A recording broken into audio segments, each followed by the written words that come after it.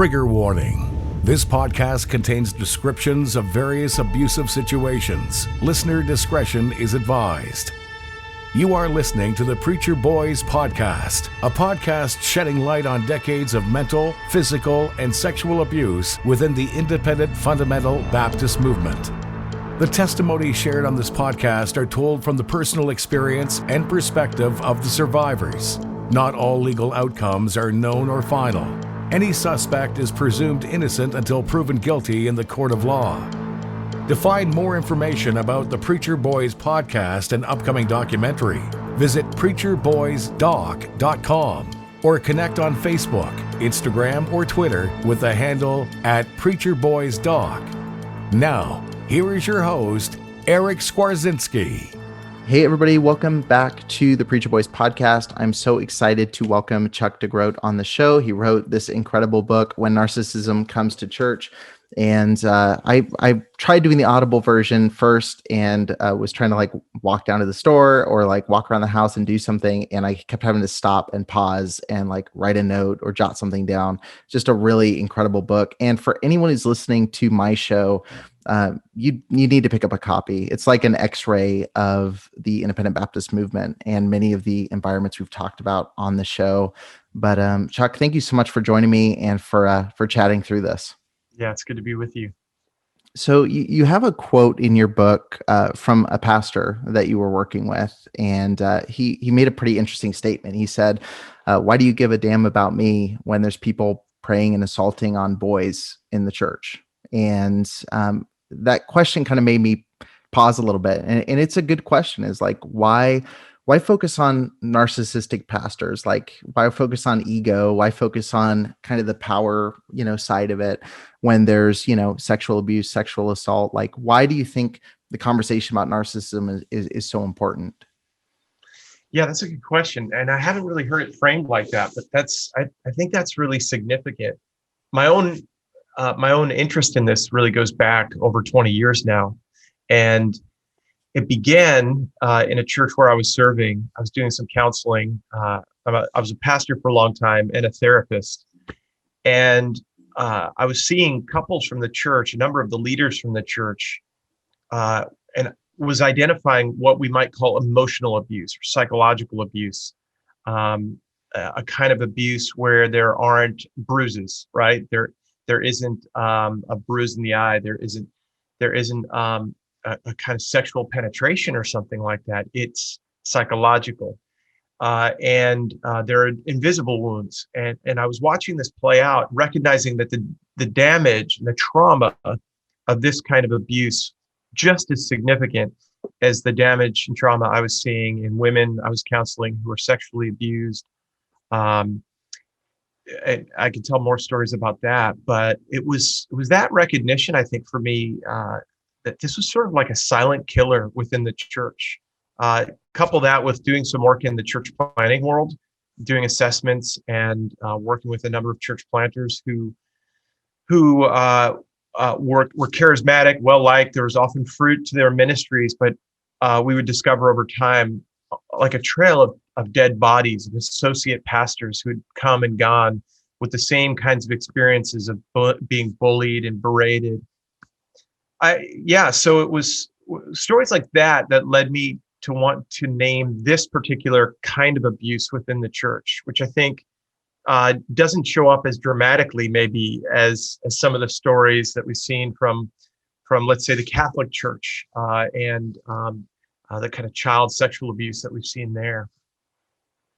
It almost seems like the narcissism is almost kind of like a gas leak versus the explosion that you kind of tend to identify.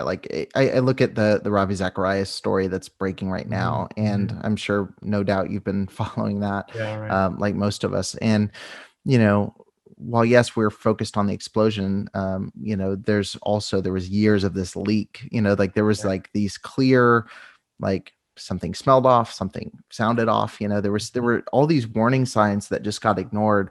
And it's again interesting looking at it, after reading a book like yours, and diving into it, or Scott McKnight's book, A Church Called Tove, reading through some of these, it's it's so clearly a blueprint for disaster. Like we see this happen over and over again, but yet it happens to repeat over and over again. Yeah. Why do you think this keeps happening within church context? Is the evangelical world kind of a breeding ground for this, or is it something that narcissists see a huge open opportunity to kind of thrive here? Yeah, I mean, I think you're onto something. I think the evangelical world can be a breeding ground, as you say. At the same time, we've seen this within the Roman Catholic Church. I do think it's not exclusively, but a uniquely North American phenomenon. As I've done my work, and I do think, and this is too much to get into in a podcast like this, but I do think the American story, if you look at some of the roots of the American story and that sense of manifest destiny, that sense of entitlement, that sense of claiming a land as our own, that we're the chosen and we're destined and it's ours to take. There's a sense of that in the church planning world, for instance, that I've been in over the last 15 years. Now, there are really great church planners, and this is not an indictment on all church planners, but there is this kind of uniquely American ethic that I think is closely tied to the phenomenon of narcissism. And I think narcissism thrives in American society. There are all kinds of studies on this, of course. And then in the last 20 or 30 years, 40, 50 years, maybe even, the rise of the missional movement, church planning, things like that. We've just seen it in spades. Social media comes on the scene, and now people have bigger platforms and more influence. And so it's really hard to tie it to one particular movement or denomination or a kind of reason or cause or something like that. But in my own work, this North American context is pretty significant. Right. Yeah. Kristen Dumais' book, Jesus and John Wayne, really dives into that. If someone wants to, right. if you heard that section, you're thinking, well, let's get into that. My interview with her, or if you want to dive into her book, I mean, it's a fantastic examination of it. It's difficult because there's a lot of, with all of the good that came out of so many of these movements, there is a lot of underlying bad, and a lot of it gets into the idea of narcissism. Like, who are the leaders behind it? What was the goal and intent of some of these movements that we have this fondness or affinity toward? I think before we go any further, it would probably be wise to identify what a narcissist is, because everyone, like myself, picking up the book, I probably had 40 people I'm thinking of that are like, oh, I know this is about them. Like, this is the book on how to identify them. But what you kind of showed pretty clearly is that we use the term very loosely. Like, the internet gave us a lot of labels to give to people and to identify people as narcissists who maybe aren't. But can you just identify, like, what is a narcissist, so that way my listeners have a kind of foundation for the rest of the conversation? Yeah, I think you're right. I mean, I think folks are caricatured with this broad brushstroke understanding of narcissism, which generally, I think for most people, looks like a pretty arrogant and egocentric kind of persona. The psychologists use the DSM-5, the Diagnostic and Statistical Manual of Disorders, right? And within that, you see characteristics like grandiosity, attention-seeking, entitlement, low empathy. And so, as a baseline, when I talk about narcissism, we see grandiosity. We see that larger-than-life kind of figure. We see this sense of entitlement, like I'm owed the stage, I'm owed your allegiance. Attention seeking, they constantly craving, they love Sunday mornings, they love the big events, they love the applause, right? And then the one that people forget about is low empathy. That there's a kind of feigned empathy sometimes, what I call a faux vulnerability or vulnerability, but that they don't really have the capacity to see you, to experience what you're experiencing, to really hear you and get into your struggle, because they're so self-focused. We can dive into it a little bit more deeply, because I know you've read it and you know about the spectrum and stuff like that. But that's kind of a baseline definition that then I really nuance from there on out. Right. Yeah. Well, you mentioned the book, like, there is that spectrum, right? Because I was started reading it and I was like, man, is this about me? Like, because I went into it thinking of other people, and then I was like, wait, am I a narcissist? Right. Right. Am I this? Right. And I was like, I don't know if I want to finish this. Like, am I going to Yeah. find out something about myself? Yeah. And, and I think there were definitely things that was helpful identifying, like, okay, keep an eye on this, or like, hey, Yeah. maybe this is something on the spectrum. But what you Yeah. said was interesting is like anybody, a majority at least of pastors are probably somewhere on the Yeah. spectrum, which Yeah. was scary at first until you kind of explained why that is. But Yeah. And the spectrum you're talking about uh, is a spectrum that indicates where you are on the scale of narcissistic personality disorder. All right. And that's really what we're talking about here. A lot of people use the word narcissism broadly, but but but in my work, we're really careful about diagnosing people with a narcissistic personality disorder. And there's some testing that I do around this. On the spectrum, there's a movement from anywhere from style to type to disorder. And I sometimes say that it's like the difference between having the sniffles versus having a bad cold versus having the flu on that spectrum. Now, the unique thing about it is that when I do my assessment work, and I've been doing assessment work for a long time, probably 15 years with hundreds and hundreds of pastors, oftentimes pastors test somewhere in what we call cluster B personality disorders, which include the narcissism and narcissism lookalike personality disorders. But not all of them test to narcissistic personality disorder. A number of them might be on the spectrum because they're generally pretty confident. They can get up on a stage and communicate. It's like my colleague says, how many people are, well, this is what he says it. He says like 90% of the people of the general public has some sort of phobia of public speaking. And yet pastors not only public speak, but they get up on stage and say, this is the word of the Lord. And that takes some guts, right? That takes some confidence. And so it might just mean if you're lower on the spectrum that you've got some confidence. And that might be because you grew up in a secure home. I talk about healthy narcissism versus unhealthy narcissism. And my daughter, I tell the story of my daughter who, when she was young, did a cartwheel and she said, Daddy, look at me. There's a healthy sense at times of, hey, I want you to see what I've done. I showed my book to my closest friends, and it's good to be proud of something. But if you're doing this at like 45 years old, like daddy, look what I've done, like craving the spotlight, that might be a problem. You might be a little bit further down the spectrum. right. Yeah, no, it definitely is a difference. Like there's that confidence, right? Like narcissism often disguises itself as confidence. And Mm-hmm. it was one of those things that was interesting, like reading as I was like, well, man, having a podcast, does that make me a narcissist? Like I'm Yeah. early on in the book, but but also there's some of that where it's taken me years to build up enough confidence to be able to sit across from somebody on a podcast or to Wow. broadcast, and Yeah. but then there's other people who it's very natural for. And I think it's important to recognize like everybody's personality and upbringing and experience was different. I do know, so like you mentioned upbringing quite a bit in the book. You talk a lot about childhood experiences. You talk about Mhm.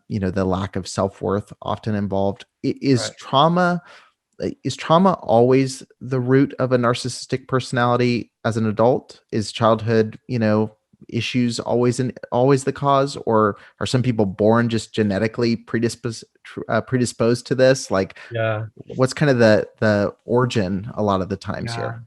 Well, I do think there's a bit of a mystery. I mean, there's some predisposition, a personality disposition. I mean, my daughters were born 16 months apart, and they couldn't have come out more differently, right? Right. And then there's a massive impact of family of origin, early childhood.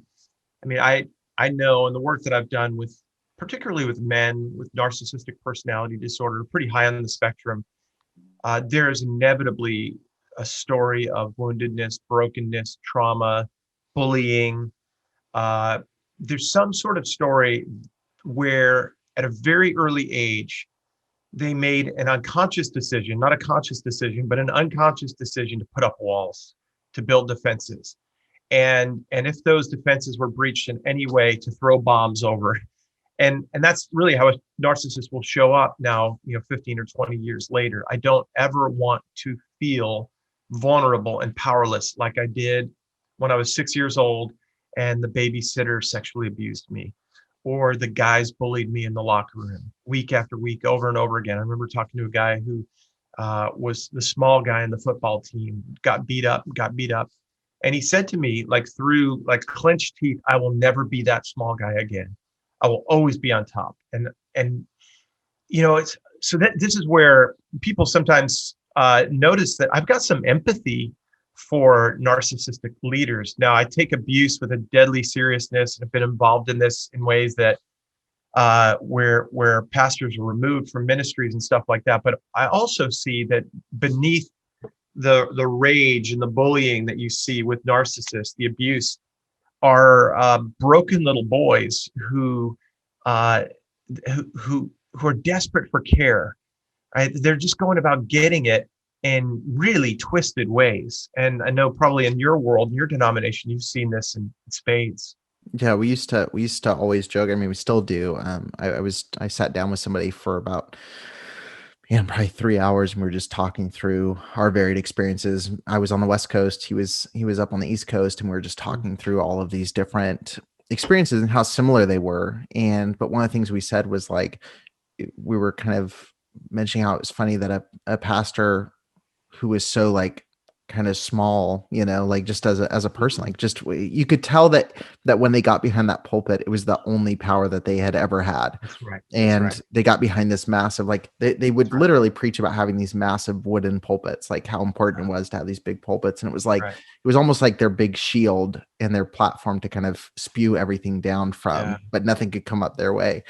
And it's an interesting dynamic, and it is, that empathy is important. And I think it's something, it's especially hard to talk about. I mean, obviously there's responsibility, right? So if somebody is sexually abusing somebody, there's no prior trauma that excuses that. But when you take a few steps back to maybe, lighter forms of narcissism, or someone who it's hard for them to let down their barriers and it's hard for them to communicate with people, there is some level of empathy there. I guess I'd be interested in you to kind of dive into that a little bit more, is like, at what point do we say, hey, let's try to help this person, move past this? Like if a pastor is identified as a narcissist, do we just, yeet them out of the church or do we, or is it something where we try to, work with them? Like, where do you draw that line between safeguarding the church and helping the pastor? Yeah. I mean, my first instinct and inclination is to protect the abused, those who've been hurt by a narcissistic pastor. And so, but sometimes the way to protect them is through the work with the narcissistic pastor. Like I was involved in a situation not too long ago where my work with the pastor at least allowed us to do enough negotiating, you might say, for him to step away and step down, because it could have gotten ugly. And I think if I would have approached him in a way that prompted more defenses, I think it could have gotten really ugly. But he stepped away, and then we could in earnest begin the work of healing in the congregation among those who were, I would say, spiritually abused, emotionally abused, gaslit over the course of years. This was not a pastor who in any way had sexually abused or harmed his congregation. And he wasn't even, I don't think, elevated to full narcissistic personality disorder. It was just an orbit of damaging relationships, and a man who was not self-aware at all of his impact on others. And so, but my instinct is to protect the sheep, right?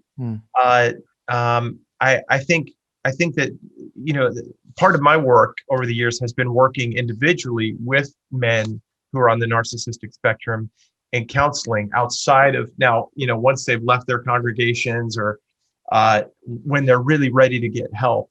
And one thing I'll say about that is, what we find most of the time is with narcissistic personality disorder, it's really hard to see significant change. I mean, we don't see the kind of significant transformation that you'd hope to see in someone's life, the kind of redemption story.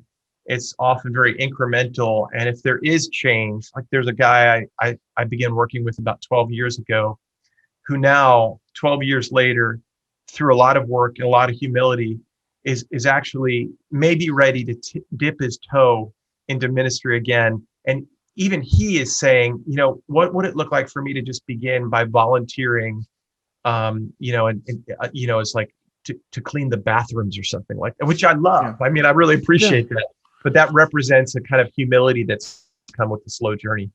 Right. Right. I'm curious too, because like I question a lot. I look at a lot of pastors, and there's some pastors and leaders where it seems clear, at least in retrospect. It's usually easier to tell after the whole course of their ministry is over and there has been that explosion, to say, it looks like they got into this for the power, or it looks like they got into this for, I mean, the Ravi Zacharias story, it appears that it was always about that, the titles, the prestige, Yes. the access to things, but I have to wonder too, it seems like there's some who truly do believe what they're saying, and who are maybe well-intentioned, but are going about it because they haven't identified this issue within themselves. So would you say that a lot of pastors who are, fall into this narcissistic personality disorder, do you think they identify that there's an issue, or do you think they truly believe they're doing God's work? I think most of the time they truly believe they're doing God's work. Yeah. Seldom will I talk to a pastor who says, yeah, to be honest with you, I really have some concerns about myself, potential blind spots. I mean, they're pretty convinced.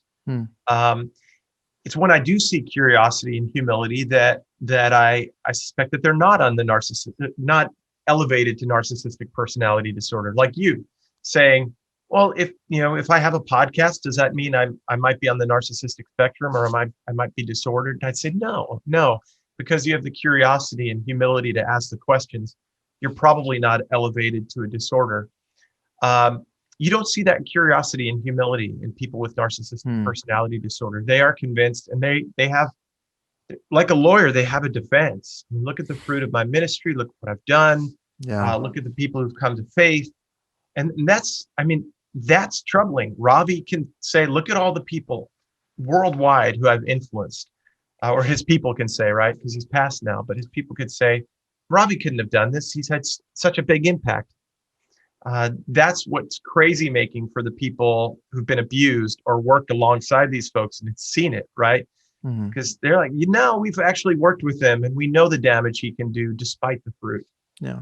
Well, and even for those being abused, you're sitting there going like, am I wrong to speak out because he's doing such good work? Like you have to, I mean, that silences many victims. Is I don't want to attack the man of God. I don't want to attack the person who is helping so many people. I don't want to be the person to bring down this ministry. And it puts you in a very difficult position. But I liked what you said, because you said in your book that a system inclined to health demonstrates relentless curiosity, particularly getting other soliciting other perspectives. And I think that's the issue I can draw, whether it's Independent Baptist, Southern Baptist. I mean, this abuse is abuse across the board. Right. The number one thing I see is that lack of accountability, and there's nobody. Maybe it was Scott McKnight, but it was one of my recent interviews. They talked about, there's Tiffany Bloom. She talks about the horizontal and vertical accountability, like having somebody above them, people to the side, keeping them accountable. So what are maybe some safeguards and things that churches can put, one, to identify this before that person's in power, but also to evaluate and kind of audit their ministry as it exists today? Yeah, that's a good question. And I think when I think about safeguards, I think most people talk about the accountability of the pastor, the character of the pastor. I think that's a really important conversation. One of the safeguards is, how can we do better assessing of pastors? How can we interview better? I think it's a second piece. We could talk about that more, and that's by and large what I talk about in the book.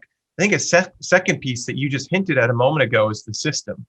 How does the system set you up for in your world, the man of God, right? The dominant lead speaker, preacher comes in with authority. And I think too often, these systems, these denominations are setups for these kinds of pastors. This is exactly what we want. This has been the major sort of blind spot that I've seen in the church planting world, where I come in as the psychological assessor, and a team of 6 people are doing the assessment, and 5 people say, this is the man of God. This guy, he has great charisma. He's inspiring. He's funny. He's a great communicator. He's thoughtful. He's a visionary. And I'm the one who's waving the red flag, saying, "But he's really unhealthy." Mm. And so we've got to do a lot of work interrogating the systems that set us up for these kinds of pastors. Does that make sense? Yeah, definitely. I think that's what we're seeing over and over again with all these scandals. I mean, with even Carl Lentz, James McDonald, like there are so many, and it's almost, again, it's that gaslight gets ignored until that explosion happens. Like there's decades of ministry. I mean, even when I left the independent Baptist world, I fell right into the arms of Mark Driscoll, in his ministry. And coming from the independent Baptist world, I remember telling somebody, it's so different hearing a pastor so filled with grace and so, someone who's so kind, and then hearing, like, I would read stuff on the internet about how abusive Mark Driscoll was from, even in his verbiage from the pulpit. I was like, this is nothing. Like I grew up hearing some crazy stuff. Yes. And so for me, it was a breath of fresh air. Yeah. But now, like it's literally been in the last probably 3 years or so that I've really been like, oh, there was some big red flags with Driscoll that I totally missed. But it's because it was that comparison to the system I had been in. Like it wasn't comparing to what's healthy. It was comparing it to something that wasn't healthy. Yeah. And it was a setup for you. I mean, you walked right into it in a sense. There's a guy named Gerald Post. He's a former CIA profiler and author of a number of books that profile Bill Clinton, Barack Obama, Donald Trump, others, but he writes a lot on narcissism. He talks about the mirror hungry narcissist. Like every narcissist needs a mirror, but the ideal hungry follower, and that's someone looking for that powerful figure that will give them a sense of it's like you see this throughout the Old Testament, right? We need someone to be the bridge between God and us, right? Yeah. We need and so it's usually that the powerful man, it's the pulpit, it's that sense of authority. It's like we need someone to tell us what we should do and shouldn't do. So it's really a setup, and it's a mentality that has to be exposed, I think, within systems, and not just through a definition of a narcissistic pastor. Right. Well, it's kind of that Stephen Furtick coloring page, right? We're united behind the visionary. We're following this person because they're the conduit between, what God wants for us and who we're supposed to be. I shared with you off mic a little bit, but the book actually eradicated some of my list of people who I was very convinced were, narcissists, and it made me kind of look at them through a more kind of gracious lens of who they actually were. Yeah. But there was one of my former employers, like I left the book going like every single thing in the book, like the vulnerability that you talk about, the just grandiose gestures, getting super, super vulnerable about certain topics, and then not having any empathy and acting like a sociopath, like that. I walked away going like, that is exactly, how he was. Like, that's exactly what I came out of. And, I mentioned a few things to you beforehand, but like, I remember I was making like $500 a month, and about to get married, and he's talking about hiring more people, and I'm just going like, okay, well, hold up, like, don't hire somebody else because you can barely pay me. And he literally would say stuff like, he said, who's the visionary, who's the visionary leader, and who's the video guy. Or, what I'm not going to do is allow, take away the chance for you to trust in who God is. And so it was always couched in this kind of biblical language, but it was really just this power. It was constant, just like, I'm the person who is like running everything. I'm the person that's carrying this on his shoulders. And it's very dangerous. And this is why this abuse specifically is so harmful, is that you're backing yourself with God and scripture. But you're using very manipulative tactics. So you're hurting someone spiritually and mentally. That's right. I mean, it's interesting. It's biblical language. In other words, it's like verses plucked from scripture or something like that. It doesn't look very much like Jesus. No. When I think about power, I mean, I think about Jesus relinquishing power, refusing to give in to temptation. I think of Adam and Eve grasped, but Jesus refused to grasp, in Philippians chapter 2 in the Christ hymn. I think of a very different way of showing up in the world in Jesus, and so, yeah, it really does. Scripture is used to manipulate. It becomes a tool to oppress. And, it's for me over the last number of years, it's been pretty discouraging to see this in so many different spaces. Like, this isn't exclusive to one denomination or, conservative or liberal, whatever. I mean, it's all over the place. But I continually come back to, though the church reflects a kind of power that abuses and exploits, Jesus refused to exploit power. And I long to see leaders live into that kind of vision of a surrendered kind of power, but you just don't see it. That's I think part of the problem right now. The man of God that you talk about doesn't look a whole lot like Jesus. It looks like someone who wields a sword, rather than one who lays down his life. Yeah. I'm curious, like, there's a lot of times when this happens, like you mentioned in your book, like we look at these guys who, again, can talk the talk like crazy. I mean, they're powerful, charismatic. They don't, I just interviewed Jimmy Hinton, who just wrote a book recently, and he talks about how, it's not the weird guy in the corner that's usually the concern in the church. It's usually the guy who has 20 people flocked around him, right before service, and is charismatic and funny and when something like this happens, it's hard to imagine. It's like, how does Zacharias, how does McDonald, how do all these names we see that have these huge falls? Right. In your book, you talk about the idea of, like, we always say it's a double life. It was this double life. And you kind of go to the idea that it's more of a quadruple life. Can you kind of like break that down and talk about what you mean by that? Like how there's so many different shades of someone in a narcissistic kind of mindset. Are you talking about the 9 faces of the different faces of narcissism, or are you talking more about the internal dynamics of the narcissist? So you had mentioned, like, there's public, private, blind, and undiscovered. Yeah. So this is just a way of, like, a pedagogical way of just kind of naming how blind we are to ourselves at times. That there's this sense in which there are people who know us generally. And then there are, like, our family members that maybe know some things about us, that are a bit more intimate. And then there are secrets that we know that no one else knows about, that we keep to ourselves. And then there are things about ourselves that we don't know at all, and we can't see.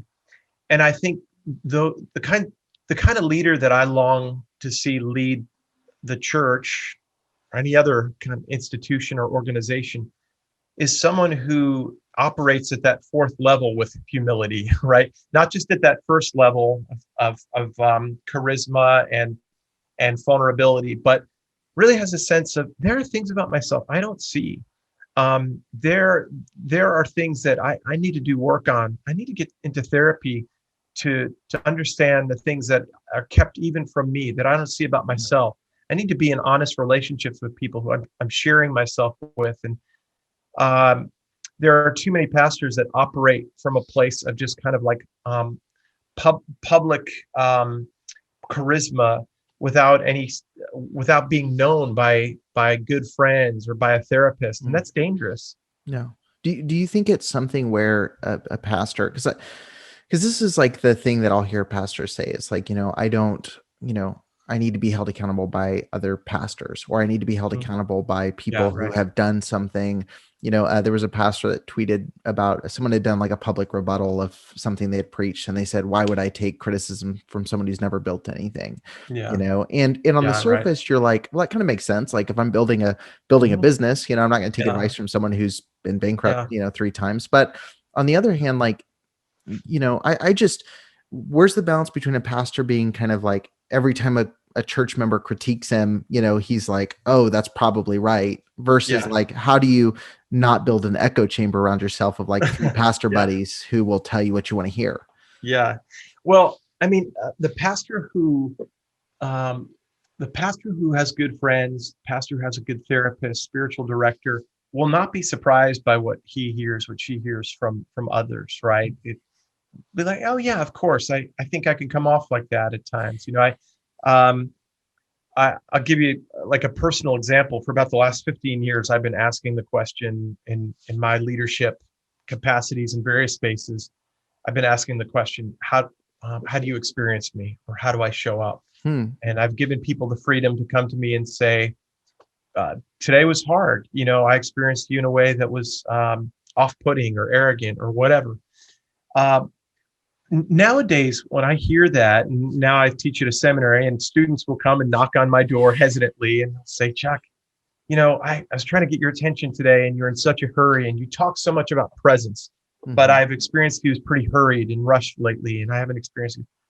That's not a surprise to me, because I think when you do this work over time, when you have people in your life reflecting back to you how they experience you, then you grow in your capacity to hold those things and own those things, confess to those things, and even talk about them in advance in other relationships.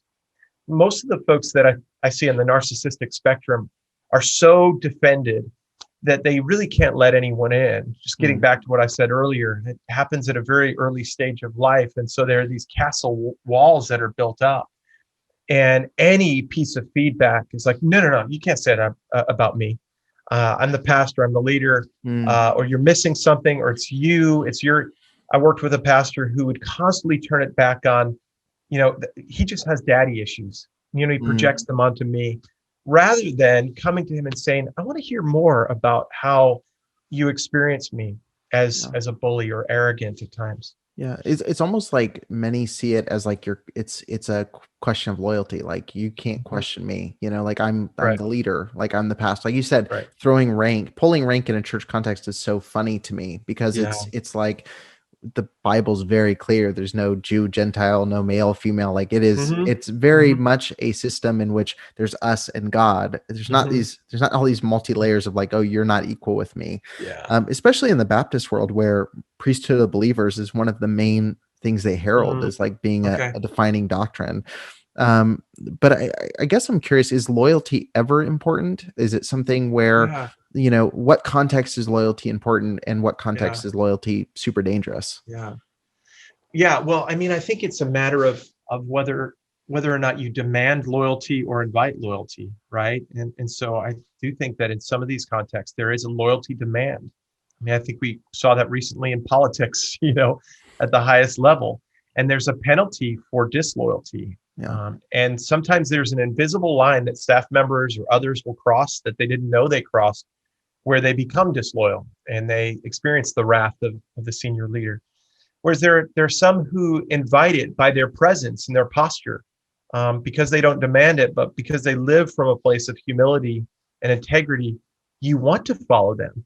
And you find yourself incredibly loyal. Like, this is someone I'd want to work with for the next 20 years. And I'd be delighted to work for them. And oftentimes that comes with a leader who has a more transparent disposition, not the kind of leader you mentioned a little bit earlier who made a large sum of money while he paid you all not so much, but a leader who is kind of living at the same level as you are, experiencing the same things. There isn't that sense of grandiosity, entitlement that I mentioned earlier in the definition. It's just like, we're all in this together. So of course you'd want to follow that person, right? Yeah. There's that transparency there. And it's funny that you mentioned that, because that's the leader that I had immediately after, who took over because it kind of imploded. He told me, I make this much, and I'm making way less than I need to be making, but that's where we're at. And that was much easier to fall in line with, because if I know that, because again, sacrifice is something like, sacrifice can be used as kind of a leverage word to say, well, you need to sacrifice and do more. But I saw a leader sacrificially giving, and then I was voluntarily sacrificially giving alongside of them. That's a lot different than someone who is not doing that. They're not living in accordance with that. And then they're expecting you to, at that point, it's not even, you're not sacrificially giving, like you're kind of getting robbed in a lot of ways. You are. So, So I'm curious, as we kind of get near the end here, like I mentioned, there's been so many stories, so many people that could be named across denominations, from, like I mentioned, Lentz, I mentioned McDonald, Yeah. Zacharias, like there's a long list with varying degrees of, abuses that have happened. Yeah. And I'm curious, as you've seen these come out, I know the book is relatively new, but do you find yourself going, man, there's so much more I could have added to it, there's other layers, or do you feel that Yeah. it's all the same pattern repeating over and over again? I think when I think about your question, I find myself grateful for, you mentioned Scott McKnight. Scott and Laura wrote a book, Diane Langberg, Wade Mullen. I probably could have said more. Yeah. Mine was not specific like Scott and Laura's book, right? And Right. intentionally so. And so when you read mine, you're probably reading your own lens, independent, fundamental Baptist, Presbyterian, Catholic, whatever your context is, you're reading that into it. They offered almost a case study in this, right? I think Diane Langberg's book on power and authority and leadership within the church is brilliant. I think Wade Mullen's work on abuse in organizations, toxic systems is brilliant. And so I find mine one small contribution among a bunch of other really good books that have come out within the last year or so that hit this from different angles. And I'm really grateful for that. I think, too often for those of us who write books, there's some competition and comparison that goes on. But I think there's a recognition right now that we're in a season where this is a lot bigger than one book or one take or one podcast, right? And you're bringing on all these really incredible folks to have conversation. Kristen Dumais' book is a historical expose. She's not talking about narcissism per se, but it's a brilliant book.